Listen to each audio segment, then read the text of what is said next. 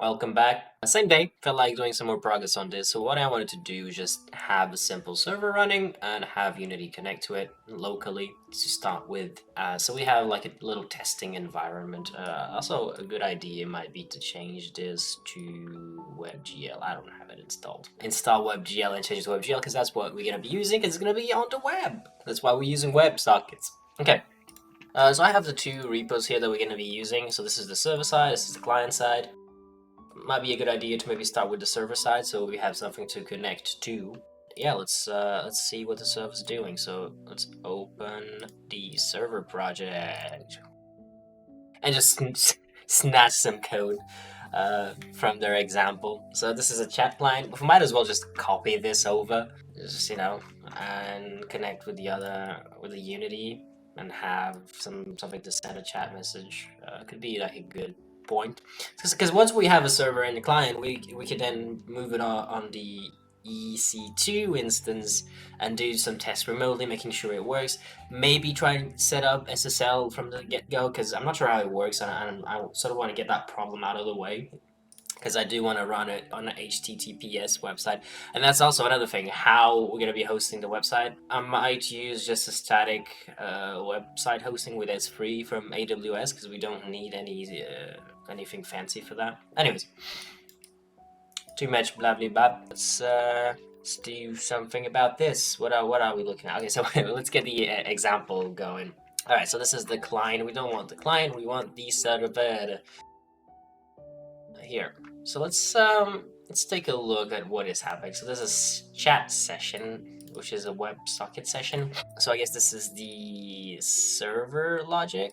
No, and then there's a chat server. What is the difference between a session and a server? I guess it's just wrapping every single connection inside a session and just returning it. Okay. And then we have the main program, which just specifies a port, WebSocket server content path. Why is there a content path? Static content path. Well, we don't want static content path. I'm trying to understand what this WebSocket server content path is. Where is it using this? Slash chat, and then it's accessing a index.html. I guess does it have? I guess it does have here.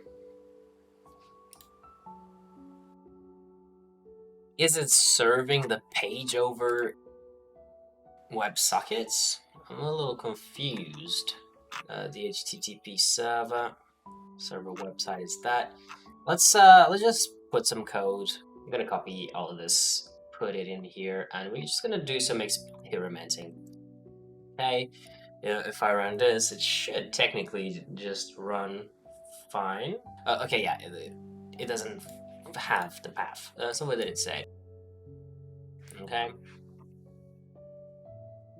Add static content path and then prefix. Oh, that's interesting.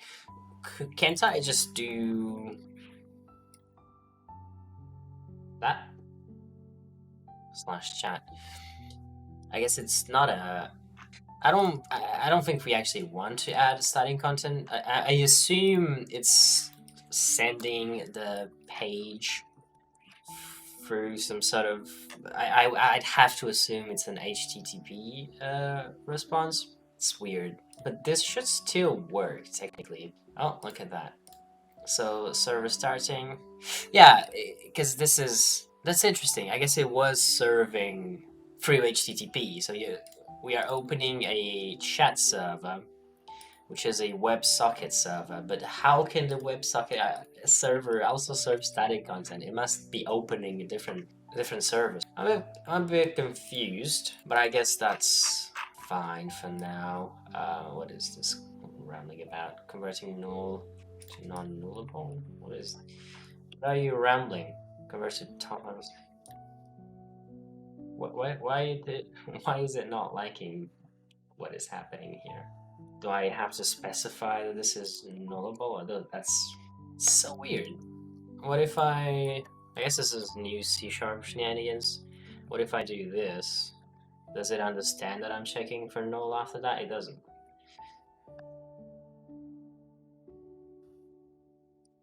Well, I guess we're gonna specify that it can be null. Okay, whatever. Now we just need to figure out how to connect this with Unity. Let me see. One sec.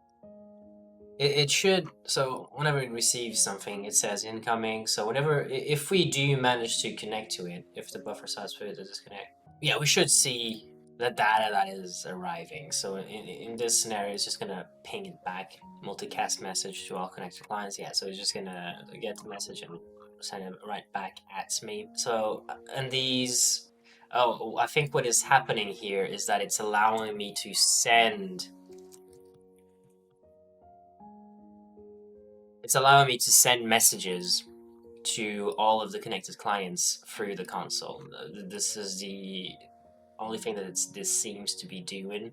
So technically, if I remove this, this is all we need to start the server. Okay, that's fair enough. Let's open Unity here and let's see some examples on the client now.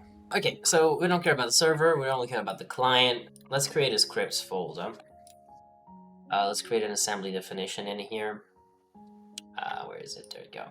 Let's call this, I'm just gonna say 3D client.runtime. And then we're gonna add our dependency here, which is the simple web transport, I believe it's called. Simple web transport. Would you look at that? Connection manager, network client. Seems like something that network client. Seems generic enough, self-explanatory enough. So this is gonna be just a client face, and then we should expose some functions in here to connect, disconnect, send a message, disconnect. I guess I'm not sure we're gonna need it because we have the simple web transfer, but you know, I don't want to have to deal with this directly. So we're just gonna abstract this away from ourselves, make our lives a little easier. Here, Rider. So Rider Unity VS Code is all right. Let's do it on the start function. So no delay. I don't know what it means. I need to include some of these namespaces.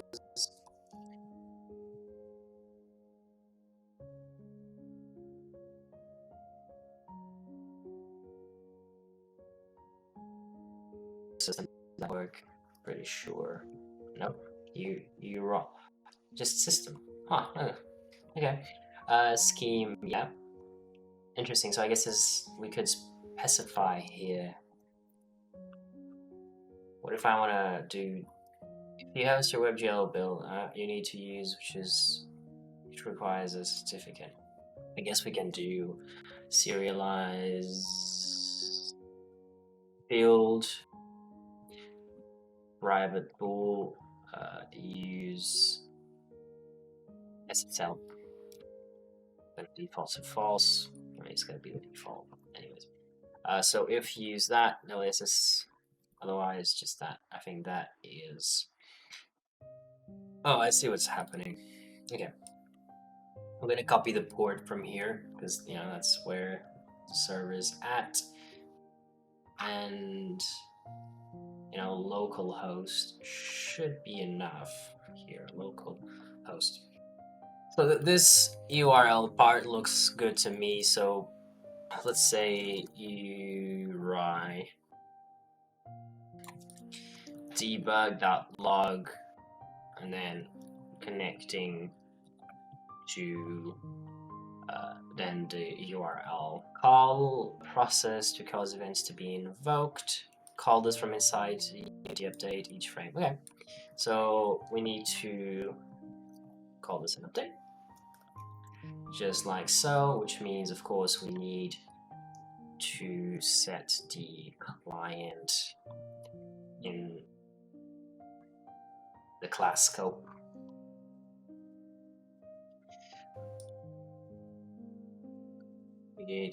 Sure, whatever. So these are events that we're gonna want to expose to us potentially. So on connected, on disconnect, on data, on error.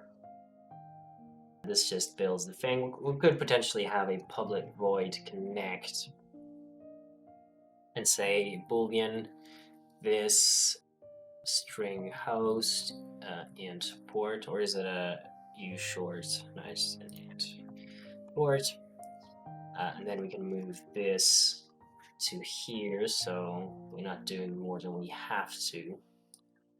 And of course, we can just set some of these values to be the defaults. Whoops.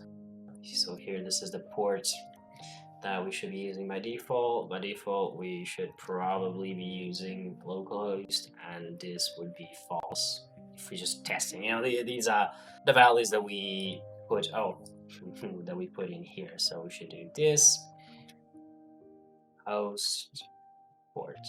So I'm gonna be removing that because not been. Let's see. I wanna move some of these outside. So I wanna have something like public bool is connected get private set, and it's gonna start. It's always false by default, so we don't need to specify that. What I want to do is here, for example, I could have a private void on connected, private void on disconnected. Thank you. So here we'd have this set to true, this would have this set to false. Of course, we could still have the debug that logs in here. We subscribe to these events, and of course, you always wanna unsubscribe from the events. Otherwise, you're gonna run into some shady situations in the future. Let's look for the events. Let's also, is there a shortcut to move this into its local function? It's not exactly what I meant to do, but so this on received data, we can just yank this from here and plop it down here. And apparently we want to make sure that the data isn't null. So if data is null, just go ahead and return. I guess data can't be null because data is a struct. Yeah, so what it's complaining about is about the array thing. Is there array segment? What is this? Like, is there like a is valid or? Guess not. So I'm gonna stick it like that. Of course, we're gonna unsubscribe, and let's just let's move this into its own function. I'm gonna put it somewhere in here.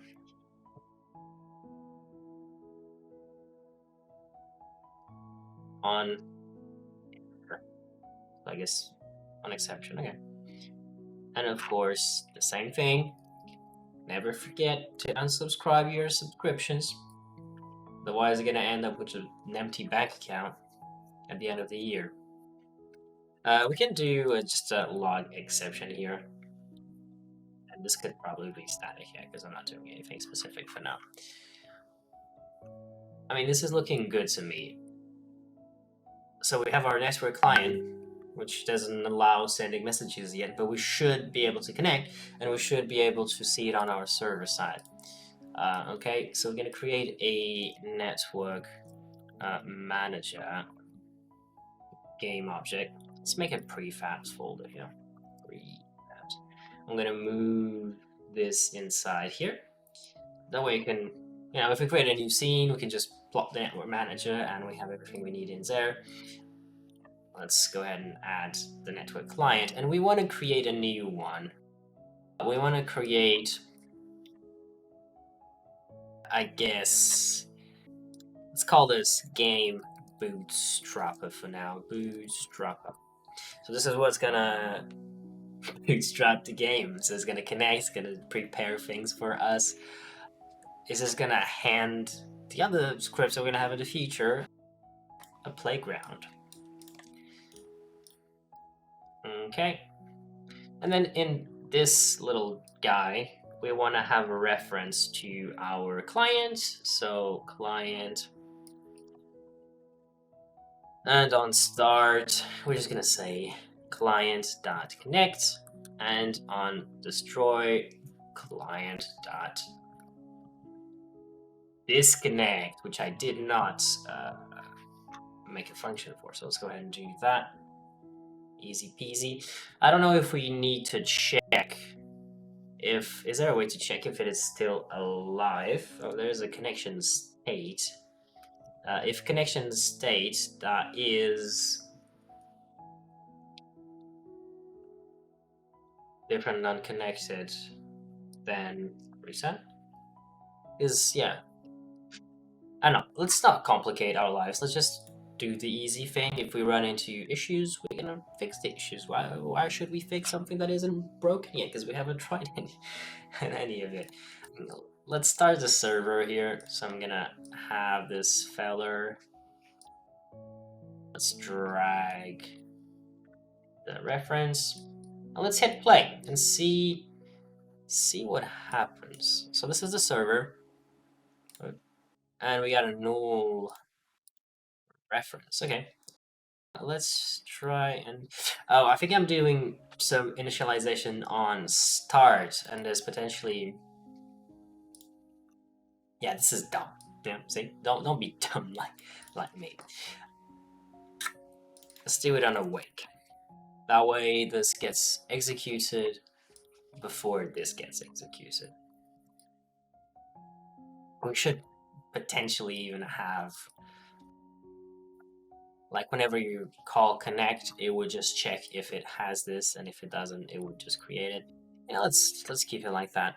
Might want to tweak that in the future, but again, it's not fixed, was not broken for now. Have a shit tendency of doing that. Alright, look at that. I guess something is happening. So, session ID connected and disconnected. So, unexpected opcode of 1. Amazing error. I know exactly what to do in the message processor. Could it be that it's reading the header wrong? I don't want to have to deal with that, which is why I'm using a client in the first place. Throw if bad opcode. Validate header. Ah, jeez. Expecting 1. Now, what is an opcode? And how do we set it to 1?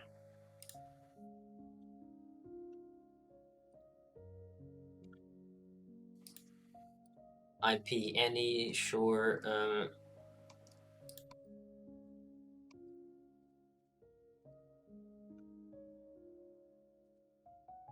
Loads all, multicast, multi.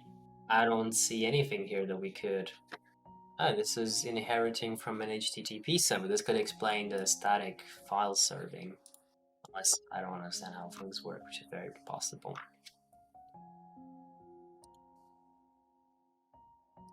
It says an HTTP response. There's an HTTP thing in the backend. That's kind of interesting. Could it be that, actually, if we go to the program's code, maybe I need to specify... Okay.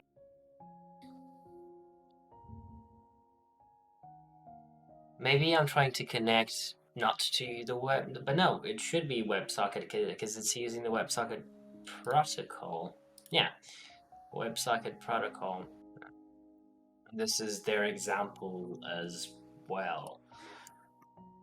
If we go here to the server's code again, can we add binary thing?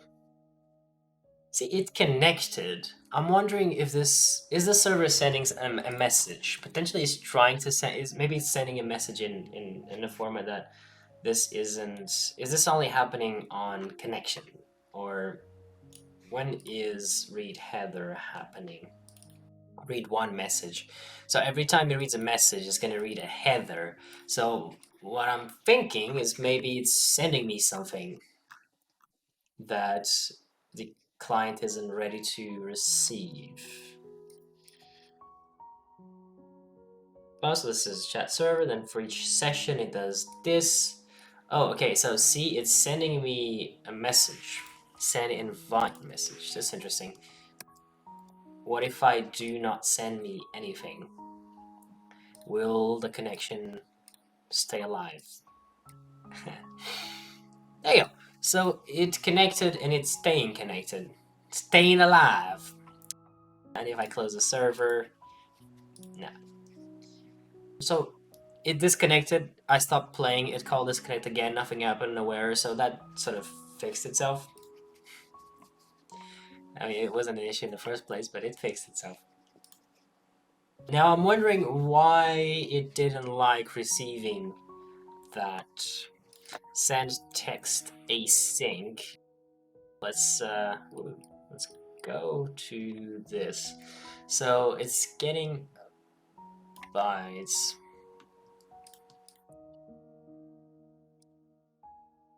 Send text async.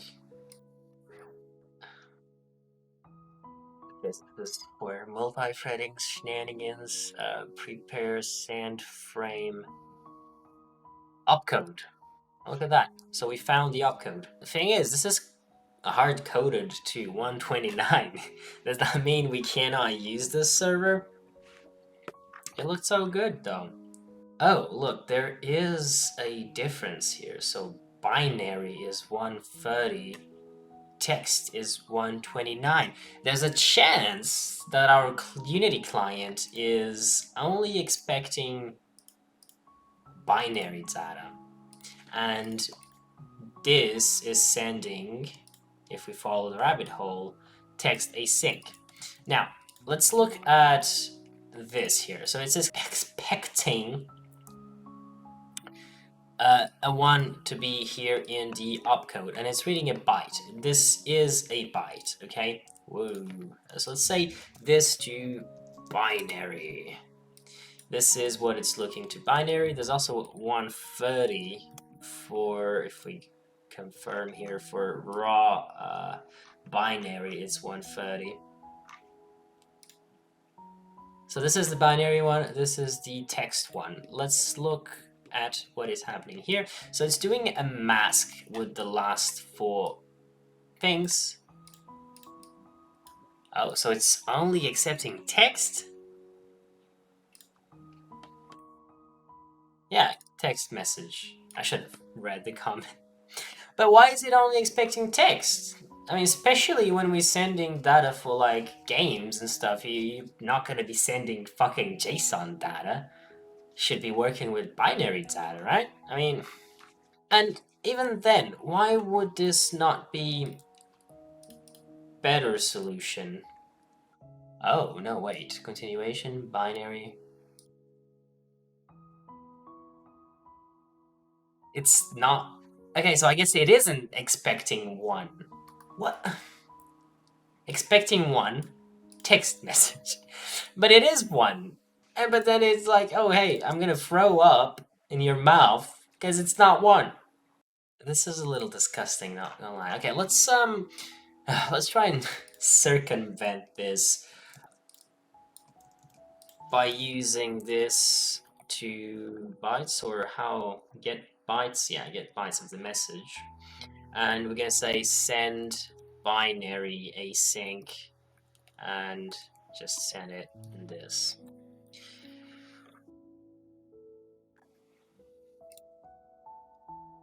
I didn't expect to be running into issues this soon. Look at that. So now it received, I guess it just doesn't know how to handle text properly, or is, whatever. We're gonna be using, let's just use what's working here, right? We'll send just raw binary data each time. Either way, we're probably gonna have some custom messages, because again, we're not gonna be streaming 3D voxel data in JSON, so this shouldn't be a problem either way. I mean, it's not, it's a bit of a convenience to be able to send and receive tests just like that, but who cares? And if we go ahead and decode this hex to string, we can actually decode this on the client side here. See, whenever we receive data, instead of doing this, we can use this.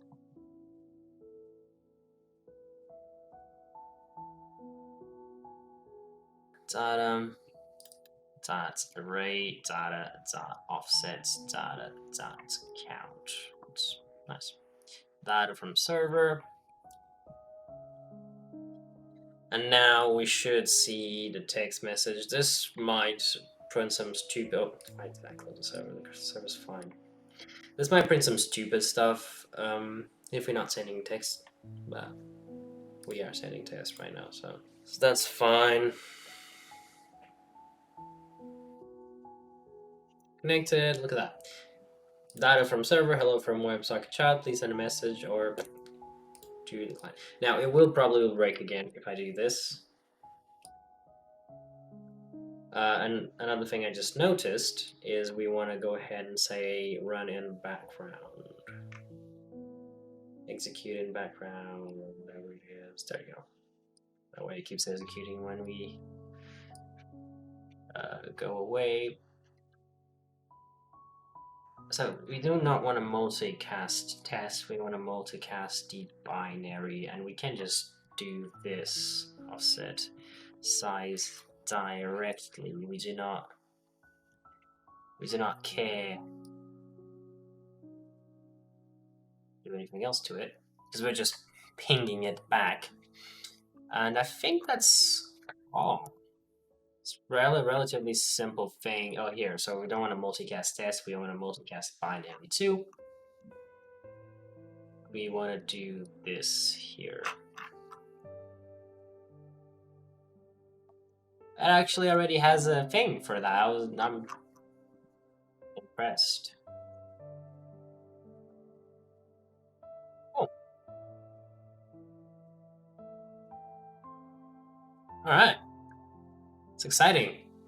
So now we should have a functioning chat, except that we cannot send anything, but we should be able to receive all of the messages from the server. So if we say, hey, dude, eat shit.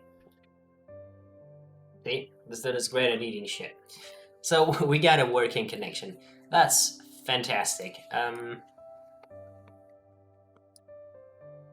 I was not gonna, but just for completeness. How long I've been at it for 30 minutes and I did nothing. It's gonna be a lot of cuts. It's gonna probably be done in 5 minutes. So. Input field, import essentials. Like that. Amazing. Gonna move this to the bottom. Well, actually, I'd rather have event system be at the bottom. To UI, move these in the UI and have this be like that. Okay, that makes me feel a little better inside. And let's have a chat client. Chat client. So to be able to have a chat client, I need a way to be able to send. Let's stop the server here. To send and listen to data. I guess for now we don't really care to listen. We'll just use the console for receiving data, but we need a way to send so we can properly test this. So connect, let's have a public void send text, oops, string message. This is just to make our lives easier.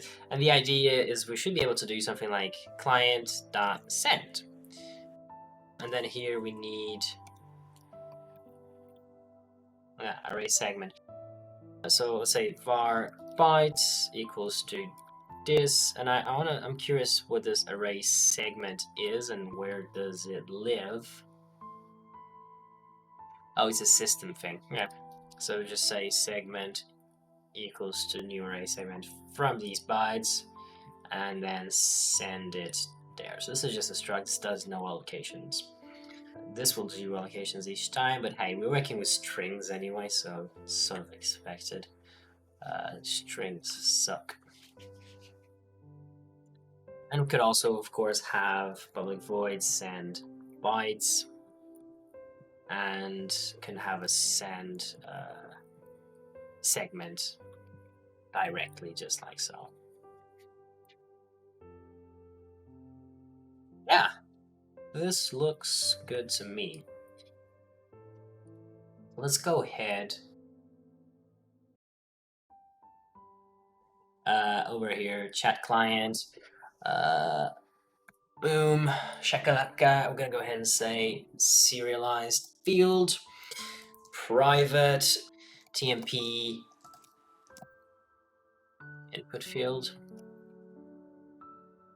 Oh, because we are having a script thingy, we need to import text mesh pro to our dependencies here. Cool. And we need now to just using TMP pro here. There you go. Public action, public event action string on message submitted. Is that how you write submitted? So let's import that. Submitted. I don't know how to write submitted. Submit message. Exactly. And then on enable, on disable, input fields dot on submit string text. Yeah.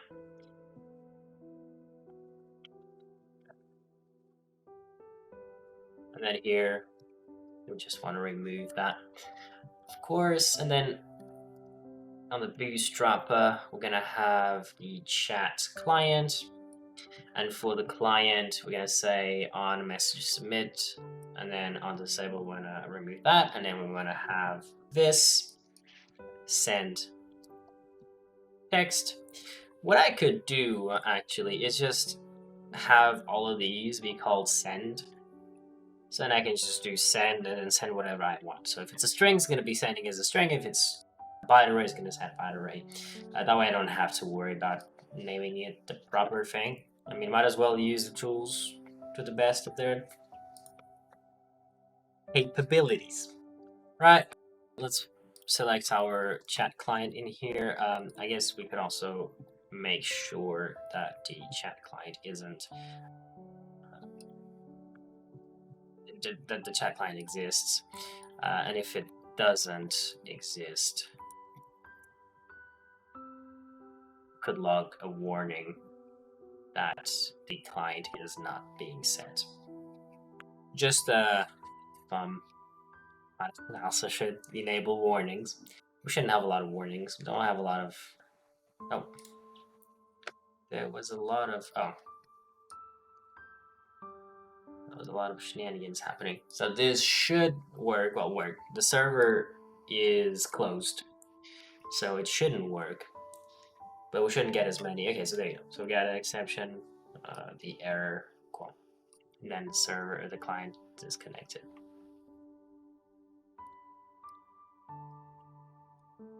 Okay.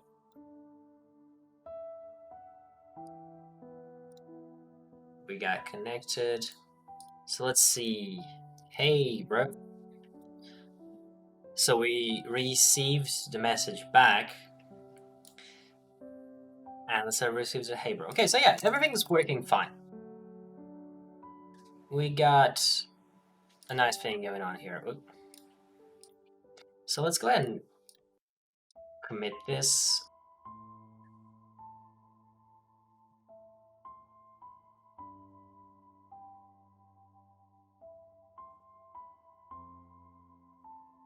Oh yeah, there's a new text for a thing. What do we want to commit here? We want to say simple chat client and server setup. So it's based on the docs anyways. And then we can simply push that up. Let me open my repo again. Here it is. And it also, whoops, executed this again. Whoop, is this it? Yeah, this. I mean, it's still working, so that's good, right? It does the ls on this. I think I want to set up a little thing here. We can go couple ways around it. I was thinking maybe we can create a shell script and put it in there in the machine and just run that shell script. But then if we switch to another server, we have to set up the server beforehand. So I think it might be more interesting if we could somehow, I'm not entirely sure, it has to be possible, right? To be able to use just commands, like command line commands, to like check if a folder is there. If not, clone the repo. If it's there, go in there, pull whatever's, make sure we are on the latest branch state, whatever you want to say. Then just do a .NET run in the right folder, which is the server, and run the server. We should probably also worry about terminating the old server, because if we run multiple servers, it might get a little messy. Let's just start doing stuff, see what happens, and we'll be fixing issues as we go. Right, so this should be rebuild server. I'm gonna keep the naming of this equal to the YAML file just for easy consistency, because this is what's showing here. And if I, just makes it more, let's close all this garbage. Yeah, so this means that if we go into this thing here, we can execute it manually, this workflow dispatch, and we're gonna be executing this every time we push something. I think there's a way to check if we push something in the servers directory. Let's go ahead and see this. So GitHub workflow push event in folder or directory only if pushed files are in specific folder. Have filters only work at a workflow level. So then, oh, but how do I do when I have multiple? I guess be ready to be disgusted. So push.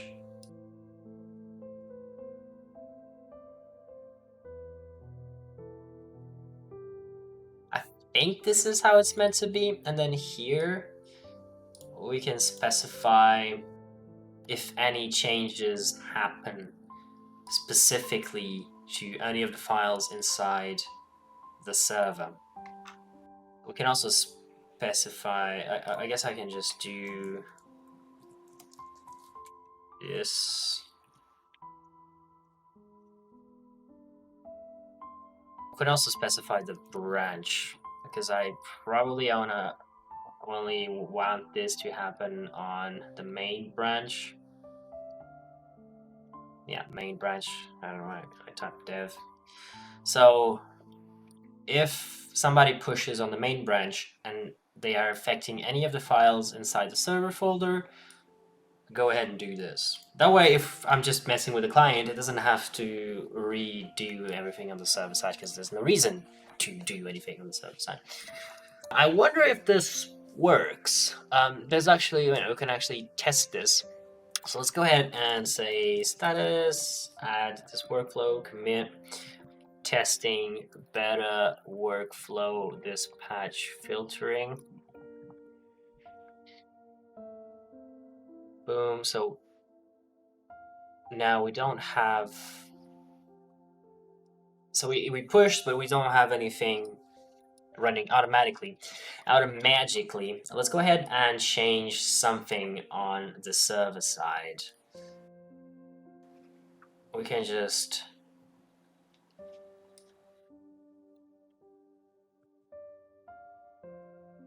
change the message.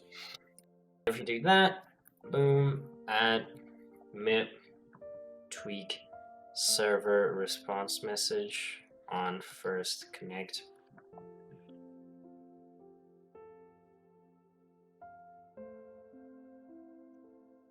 That's kind of, oh, yeah. I was gonna say that's kind of disappointing because I didn't see the little thingy thing, but it's here. Look at that. So we changed something on the server and it's automatically doing it. Awesome. That's exactly what I wanted. Cool. That's the only thing I don't like about working with YAML files like this, I never know if I'm doing things right, but I guess that comes with experience, but it just doesn't feel very nice to me. Oh, to each their own. So, what are we doing?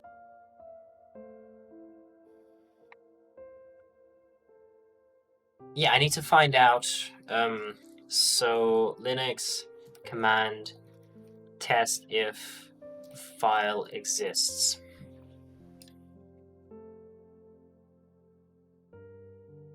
So this looks like a shell script to me, right? But I do not. Let's join.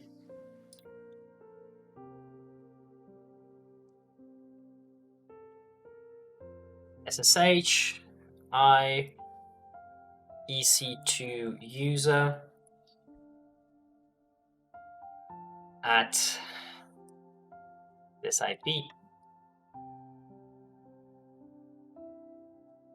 Here we are, and yeah, let's see, ls. So test expression.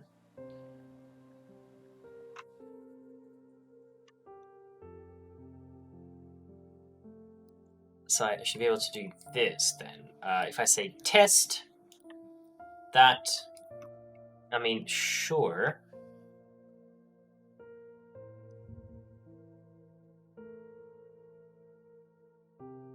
But, I mean, it's fine that I can test the expression, but how do I...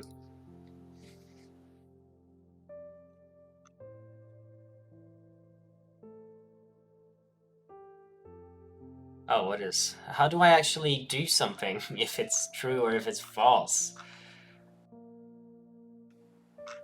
I want command line. I don't want to do it through shell scripting.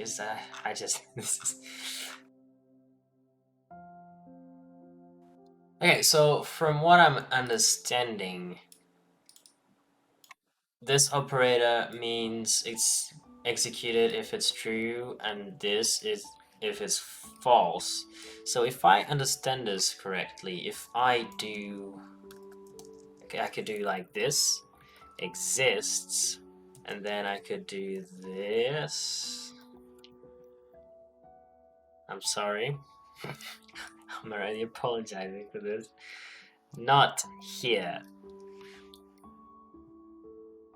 Too many arguments. Can I maybe only do one at a time? Too many arguments. Oh, I'm doing file. I don't want to do file. I want to test actually something concrete. It still says too many arguments. It does it not like those too many arguments? What do you mean too many arguments? Do I maybe not even need? Because I'm looking at this here. What if I don't call test? Oh, okay, exists. Echo, not here.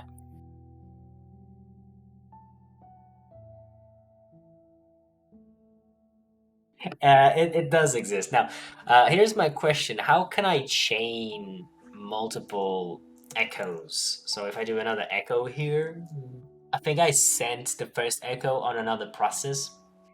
Actually, I think if we just do...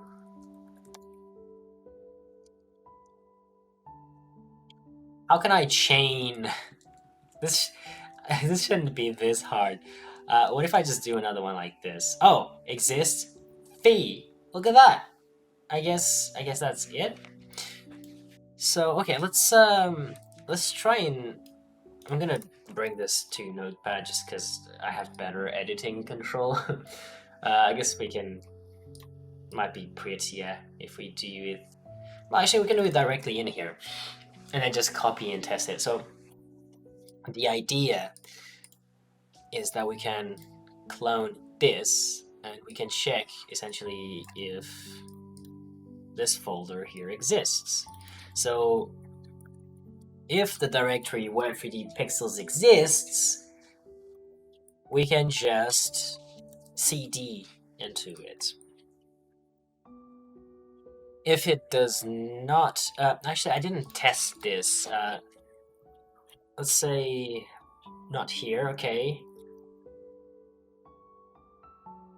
Fuck off.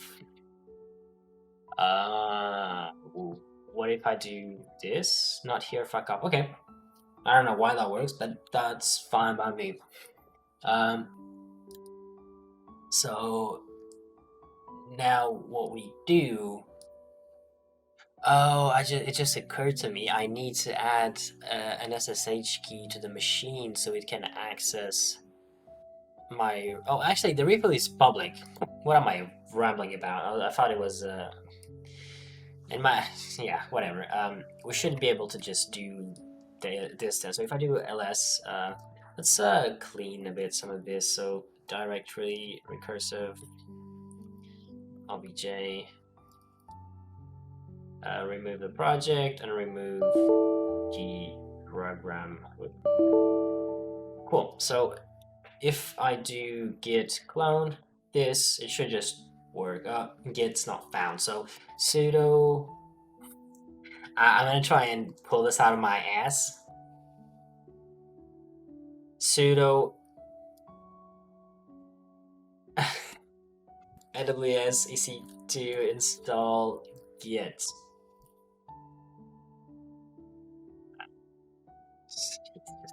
How to install git? Thank you. Just give me the command to execute. Run system update, install git. Yum. I would have never guessed it. Install git. I guess we should update system. Is this okay with you? It's fine by me. And I guess we should potentially. It might already be up to date, or it might not. That's a lot of stuff. Wow. Hey, why doesn't it come already updated?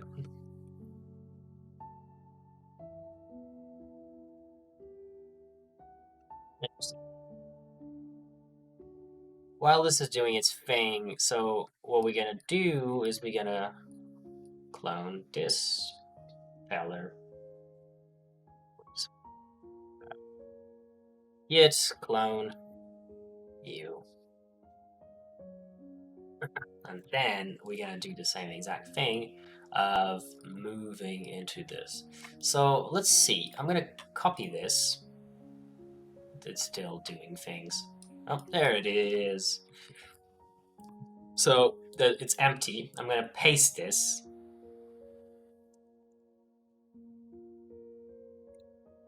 I guess. Okay, let's do it like this instead.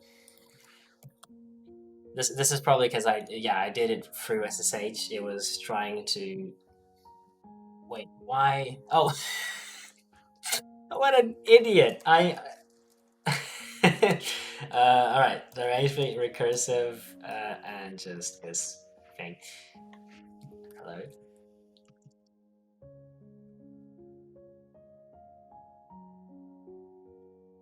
Yes. Yes. Okay. Copy the wrong link. You're like, why the hell did it copy in there? Okay, now, ladies and gentlemen, the moment of the truth. This should clone the repo and move us inside it. Look at that. Amazing. And now if I do it again, it should just... Oh. Message file or... Is it executing... I think I understand what might be happening. Okay, let's go back. Run it. We are inside it. And if we remove it, so remove directly recursive. Why does it keep asking me about these? And if we run the command again, this time around it should clone it. Cloning it, and we're already inside it. Cool. Question. Should be able to just do this directly, right? So cd into the server. We can easily test this again by just leaving this, executing. We should be inside the server now. And this means I can just do .NET run. Uh-oh. Yeah, I'm using .NET 6.0. Well, I'm using, the machine is using. Is there a way for me to easily switch through this? Let's see if I can do it through this. If not, I might be able to just change this. I wonder if this has anything to do with the .NET. I don't think it does. We'll be able to just use 6, right? Properties. Solution. If I do properties on the project, I'm hoping there's just a drop down. Yeah, there you go, that I can just change. And now it should. Okay, let's open the Nugget page for this fella. And we should be able to check different versions. What about this one? .NET 6. Is there a way? Where do Nugget packages even get registered? How can I move it? Does this work here if I go to project manage Nugget packages? Oh, look at that. And then I can uninstall it. And then I can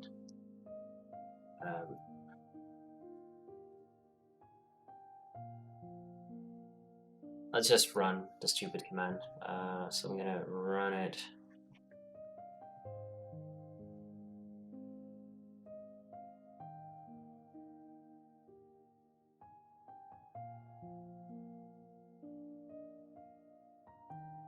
Okay, that should do the trick.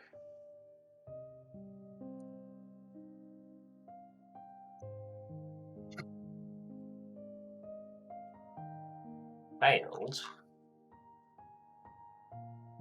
Why did you fail? Let's maybe open. Oh, backup? What is happening? Just add the package. Okay, it's here. 6 here. Space, that's not right.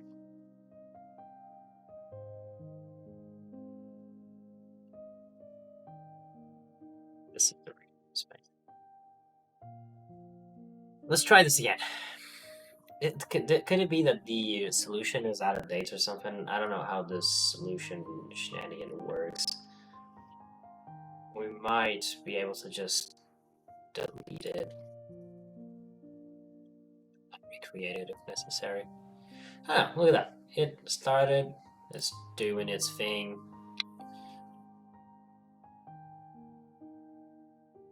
Cool. So, let's see. It's oh, I forgot something. Its status add commit. Before I actually commit, I forgot one thing here. On our workflow, we should pull the latest. I should be able to just pull in the current directory if I just do git pull here. It's already up to date.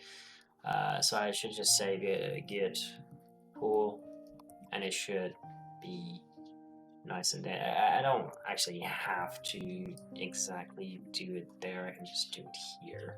Which same is true. Okay, I don't know if it's complicating my life. I can just say if this doesn't exist, clone it, move into there, and then pull the changes. Since it doesn't change anything, you should be able to do it all the time. I mean, worst case scenario, I could stash. I guess I'm not sure if stash is the right command for this. Git reset to latest remote. Setting your branch to exactly match the remaining branch can be done in 2 steps. Interesting. Let's try this command here. Here it is. Okay. So I guess we're gonna do that, and then we're gonna do clean any remnant files that are untracked, which I'm not sure if this is gonna remove the compiled result, but we're gonna compile it again anyways. And finally, as needed, getting the latest changes, we just do a git. So let's go ahead and actually add this again. So git commit, tweaking actions, and changed project to .net 6.0. Let's push that. Since we changed something on there, it should. So it just executed. Let's see what it's saying. Boom. This is outdated. I guess. Wait, did I not? Why do I keep doing this? Oh, golly. I always do this. Always. But actually, this is a good opportunity to see if no actions should be automatically triggered because we're not changing the server. Action stuff. Yeah. Sort of my commit. But again, we shouldn't see anything automatically being triggered here. And it doesn't look like it is. And we can trigger it manually.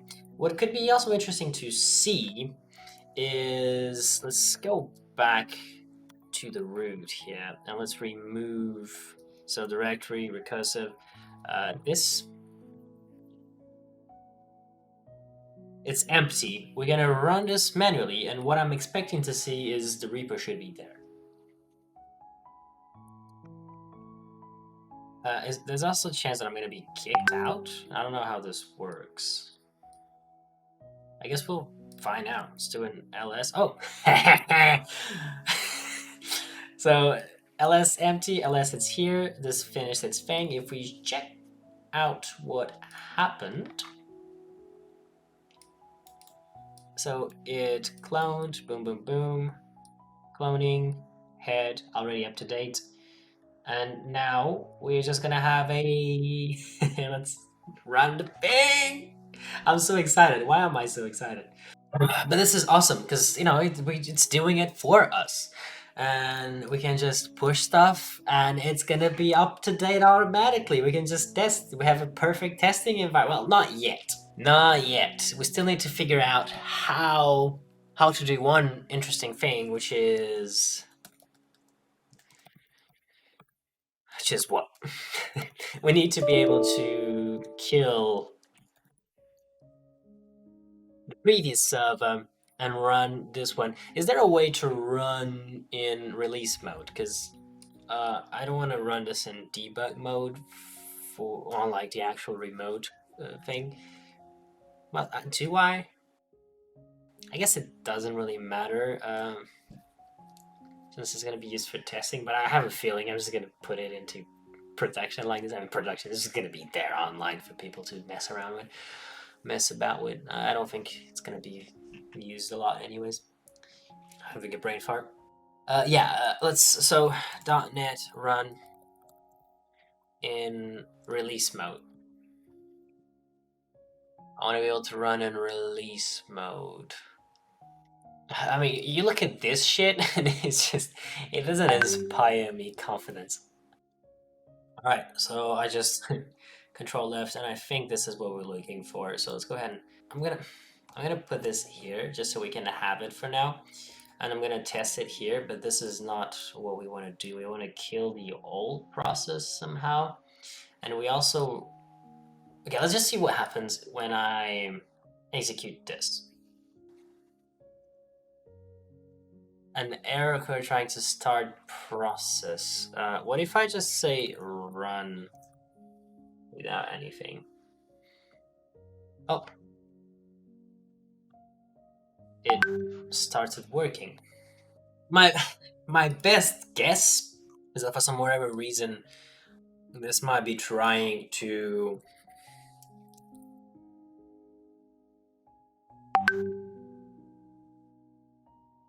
It seems like it's there. Like if I try to run bin release.net, what do we have in here? 3D pixel server. It's running the release. Why?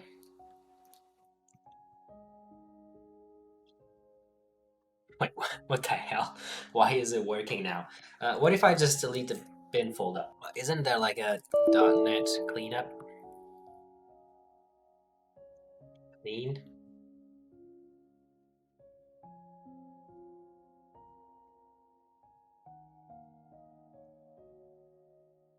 I don't think clean does what I think it does. There's even more files in here now. What? Let's just. Sorry for the stupid sounds. Directory recursive. And let's try this command. Let's do it again.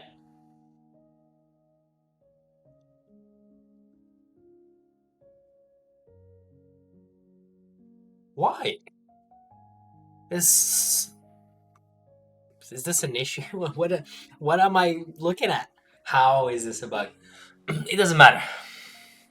We can easily go around it by saying .NET. I suppose it's build. Okay, let's remove. I hate that sound. The directory recursive bin. Let's do .NET build. I'm out of breath. Sorry, doesn't have tree. What was it? Sudo yum tree. Do I need to specify install?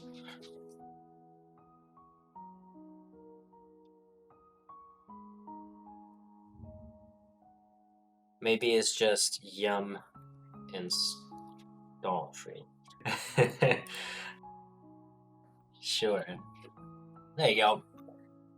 So I guess what I wanted to see, so yeah, it why is it DLL? What if I try to execute bin? Oops.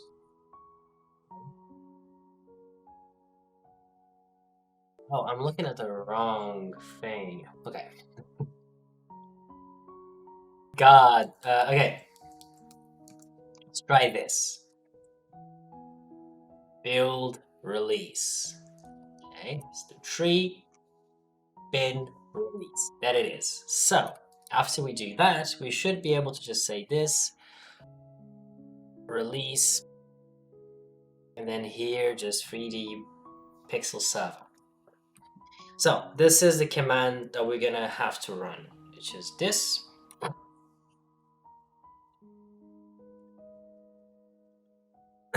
And then we just run the executable that we created, which is that. So we're no longer gonna do that. So we're gonna build the release mode. There's no need to spend time building the debug mode. And then we're gonna go ahead and release. What am I doing? So sort of whatever tangent here, sorry. I tend to do that. The only issue that I see with this is that this might capture the environment, so it might wait for this process to finish executing, and it's never gonna finish executing because it's a server. It's meant to not finish executing. So I think you just put a thing at the end. I don't remember how. Linux run process in background. That's what I'm looking for. I know it's something to do with an and. Here, see this little and. We can test this. If I put an and at the end. Ooh. What? If I run this. Okay. Then we quit. But why?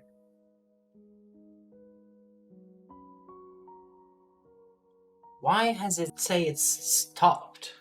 Could it be because it's waiting for a read line? So could it be because of this? We're not gonna want to do this, so let's just remove that as there's no need for any of that. Let's just do this, right? That's stupid. How can I pause?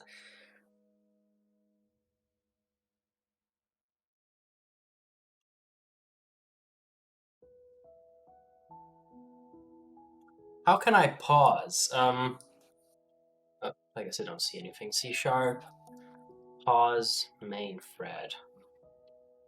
I was sort of thinking something like this, but this just feels like a cheat. Let's just do while true, just sleep for 2 seconds. Right. I don't think this generates GC garbage. Hopefully it doesn't. I keep doing ls status. Yeah, so we're gonna commit. We want to make sure we do this. Is there a Linux kill process by name? How to kill a process by name? Is PRD?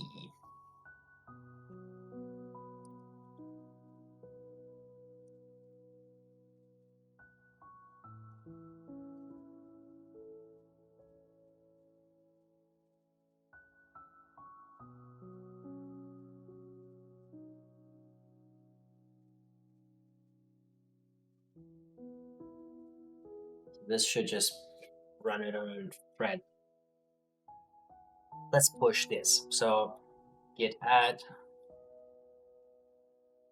never close server and update action. Alright, let's see what happens. Should trigger it because we changed the server code.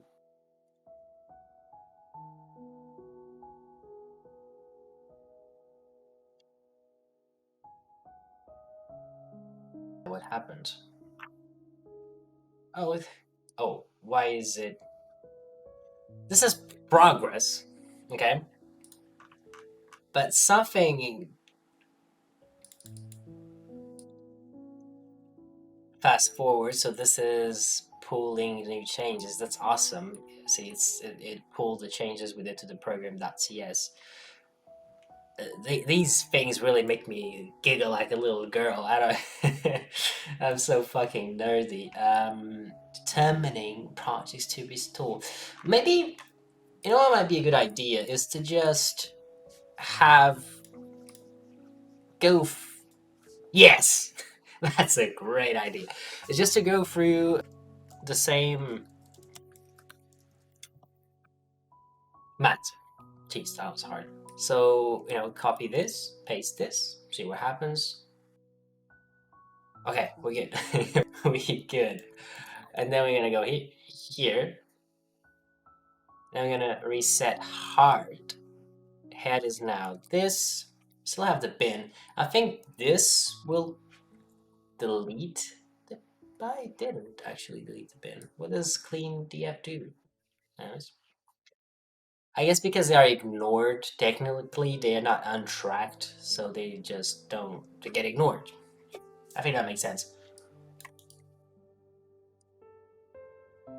Then we do, so this is what, I thought it was an error, but it's a warning. This is what we see. Build failed. What is happening? Why did the, okay, let's see. Could not copy. Do we still have, there's a chance, okay.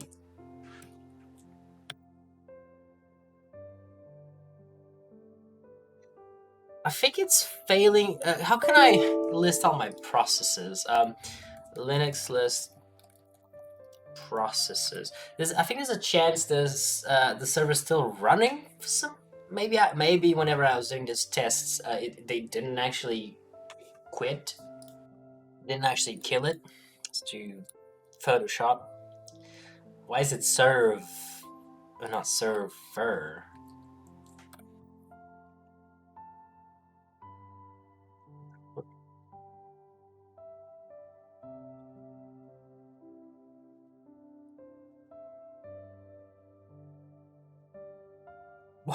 How do I kill it?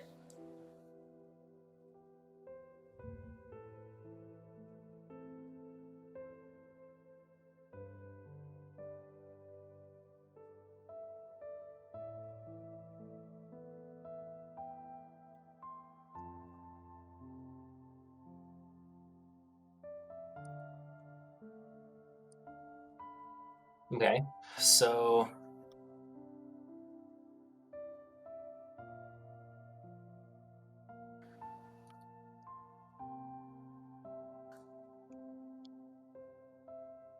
it's still there. What the?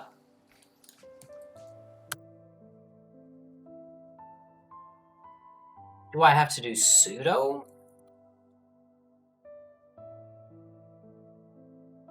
What are you doing?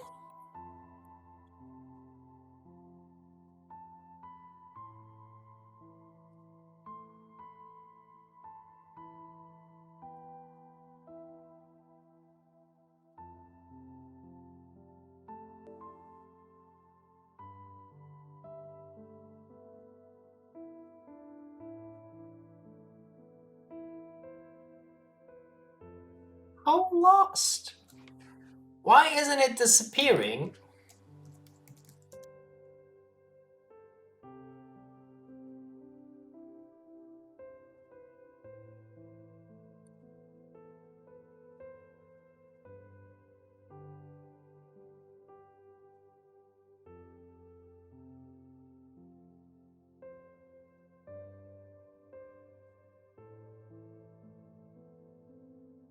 So there's two of them running.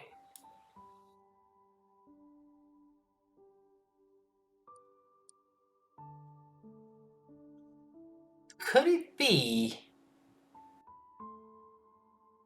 since I used the .NET Run, are keeping the process alive?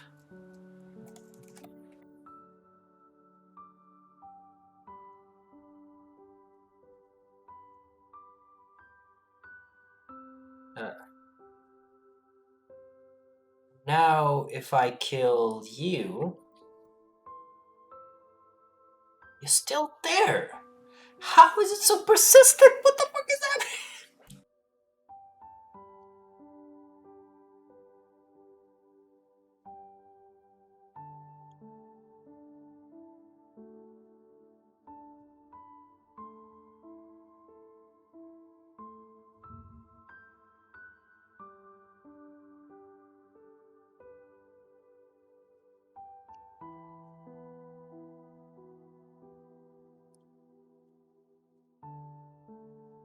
How can I specify?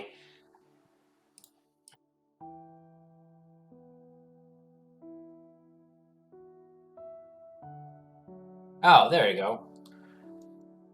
Why was it so resistant? There you go, it's gone. How is it so resistant? And does this work with kill all?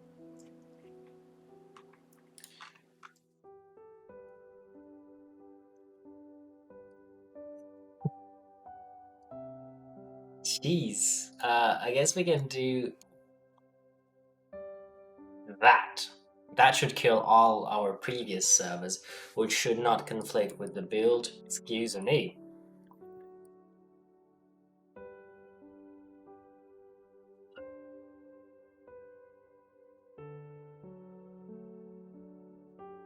Okay, so it's there. And now if I do this command, it should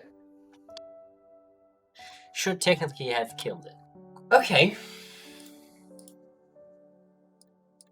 I think we're good now. I think this was the final step to this. So commit, kill, build, run, server.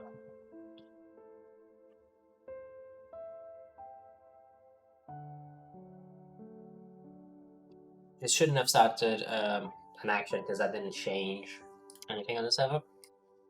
But let's try calling the rebuild server, and we'll see what it says. So it should say something along the lines of setting the branch to latest, pull the changes.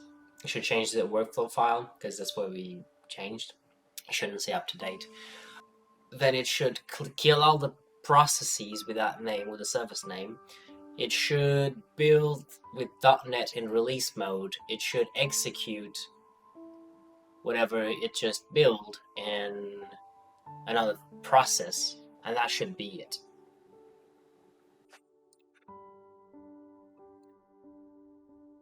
Ooh, I'm not liking this.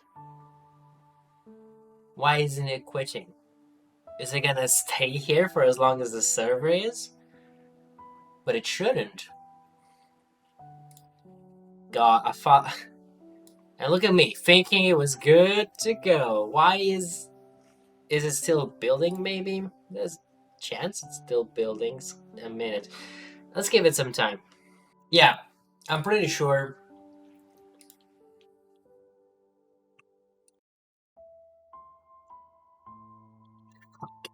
I'm pretty sure this is waiting on the server process. But,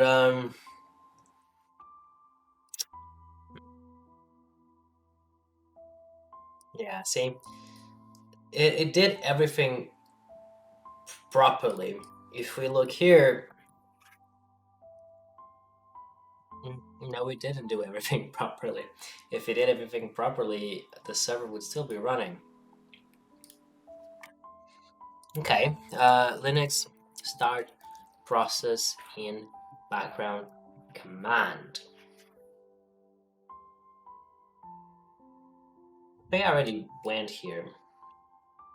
Use BG command to resume the process in the background.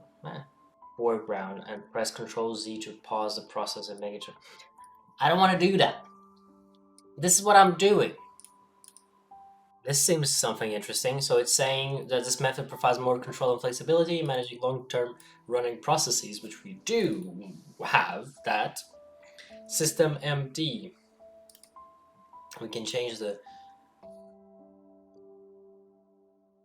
So my background process, and then reload to read the new service unit file. Start the background process. Start my process. This is interesting. I have no idea how this works. So the idea is I have to create a new... I mean, let's go down this rabbit hole. Within the tmine session, execute your desired commands or run the scripts as you would in a regular terminal session. Detach.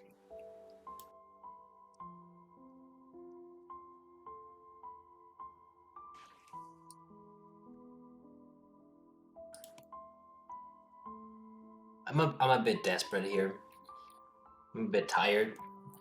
I'm just gonna... Crap. Thank God they didn't add anything.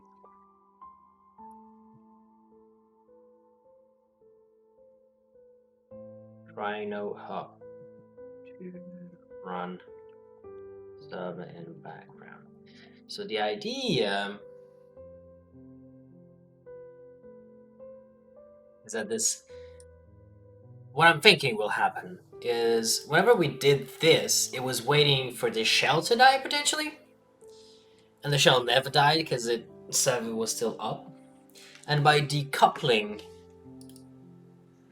the process from the shell, I'm hoping that the GitHub action will finish, but it will leave behind the server as like a residue. And I guess we just have to... It's still running? No, okay. I guess we'll just have to see. Did I push? Try no up. Okay, so let's run this manual. So let's go ahead and do a little PS. There's nothing in there. Okay, let's run this manually. And we'll see what happens on this. So it's still setting it up, so I wouldn't expect it to have started the server. It's building. Oh, executing the commands. Now, by now, there's a chance that it might have started it.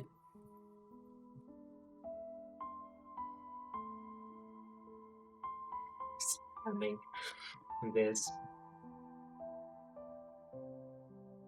Oh, what? Did something happen? I mean, the server's still not up. Still waiting on it.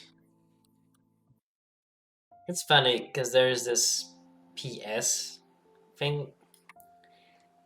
Why wouldn't they filter it out? You know, I feel like, you know, it's. I guess if you. Yeah, you shouldn't filter it out because you could have it run in the background and it could be taking longer or something and you might want to kill it. It's funny to see every time I call it, you can see the process ID is going up by 1 because the other one is being killed and they're spawning a new one with just a different ID in this internal table.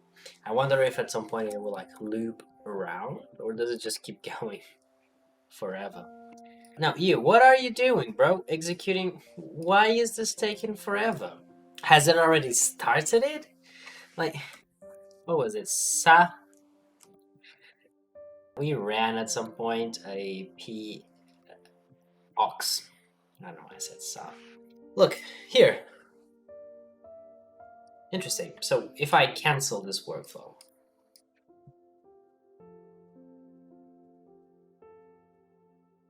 it's still there. So this was canceled. I mean, the server's still there. And if we check what happened, why is it getting stuck here? I do not understand. Plus, I'm doing this so weird. Okay, let's go through the entire process and see if we can understand what the hell is happening. Do that. This doesn't do anything. I don't know why I keep running that. Do that. Should go into the server. Is now trying that. Okay. Already up to date. Kill all. Okay.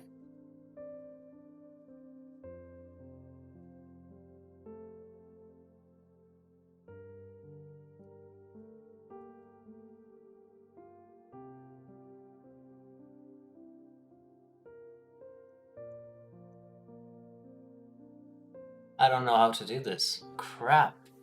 Okay. Let's kill that. Let's remove no hop.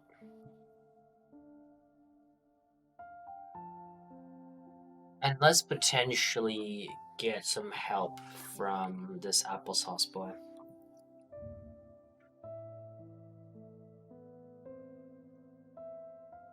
Background. Okay, Linux, run process detached. How do I detach the process from terminal entirely? Exec.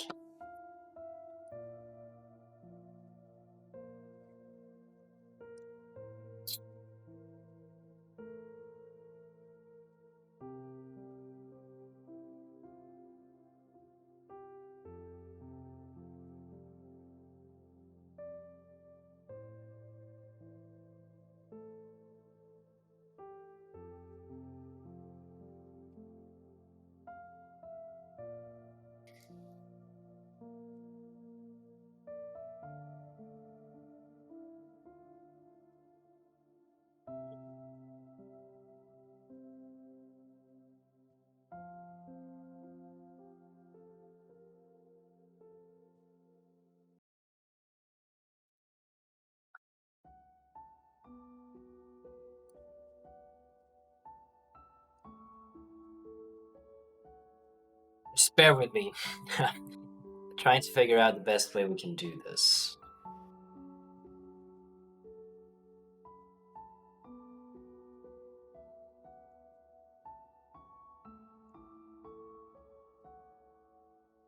how Linux using ads. I think I had it. I think I saw it here. Open a terminal batch command followed by command script you want to run it in the background. Batch. So what you're saying is I can do this.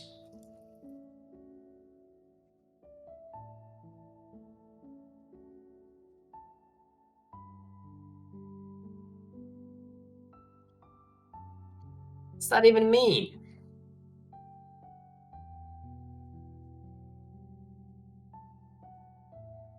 Batch accepts no parameters.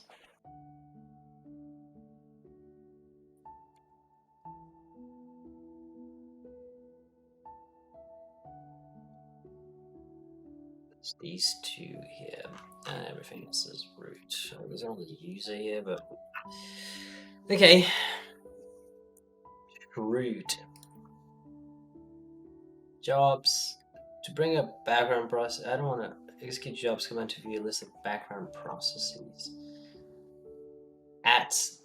Open a terminal and enter the command at followed by a time in which you want the process to start. For example, to start a process in 5 minutes, you can use the following command. Oh, so what you're saying is that I can do at now, and then I can do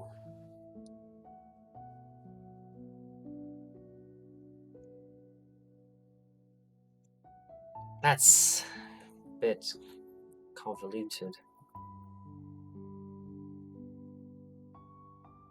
But it is running.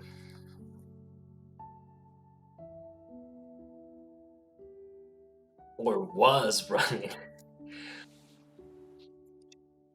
Okay, so can I use Linux at command example simple simplify my life?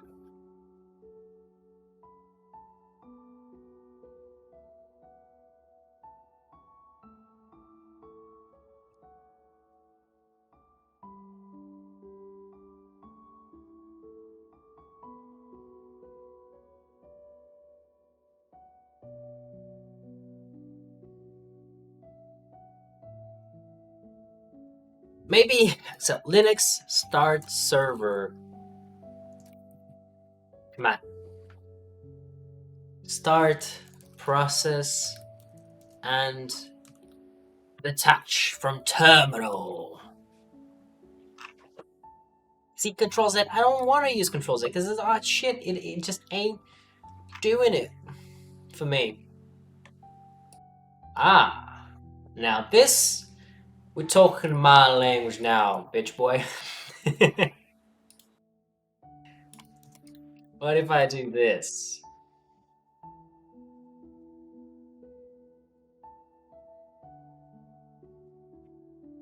I guess it's only one way to find out if it works, right? Status and this sound. Yeah. Yeah, I don't care about silencing it. All I care about is disowning it. I don't care what it says afterwards. Just speak your truth. Just do you, boo. Let's see, run this.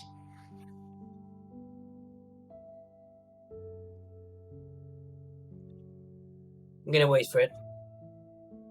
So again, it's kind of stuck. I am. The process is up. I'm curious. Will the process die? I cancelled it.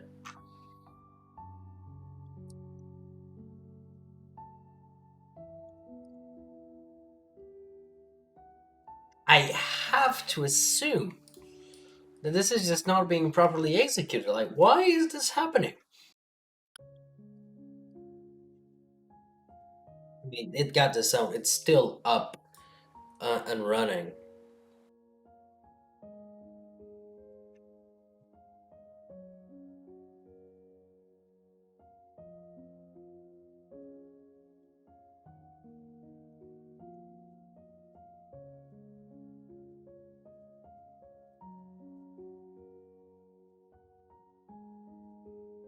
So no process.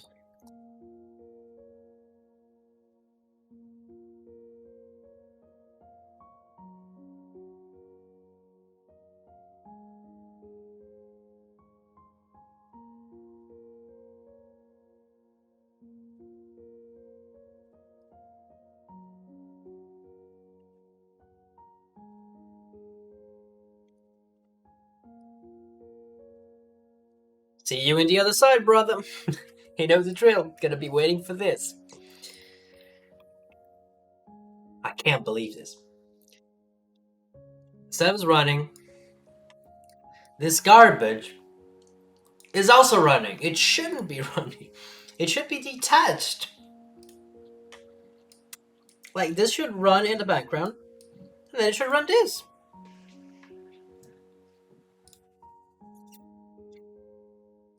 Let's look a bit at the thing we're using, the documentation.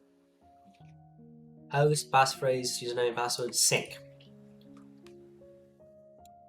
Did I accidentally put a sync in here?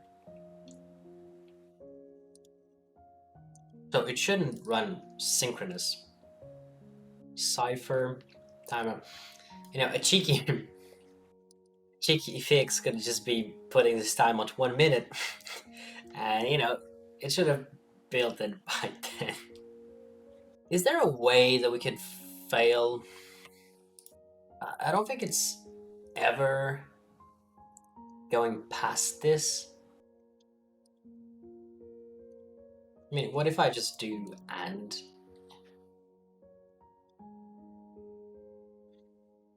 You know what? I have an idea.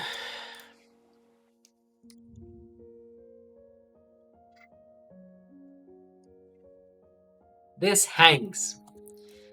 The action waits for the server process, which obviously doesn't terminate immediately.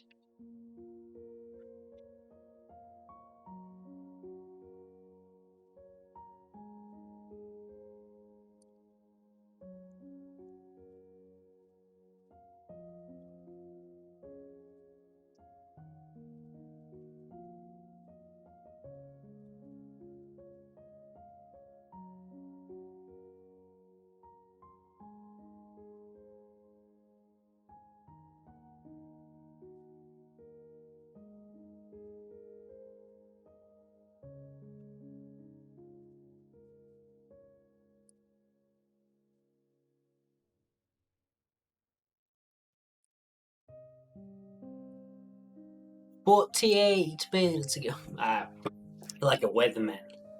Like, so. Oh! Look at that! Look at this! Oh! So I guess I guess the reason why this wasn't previously working is because it was outputting its output to the standard out, and maybe it was waiting for the standard out to close before it closed itself. And by pointing it to null, aka nothing, it wasn't blocking the standard output file.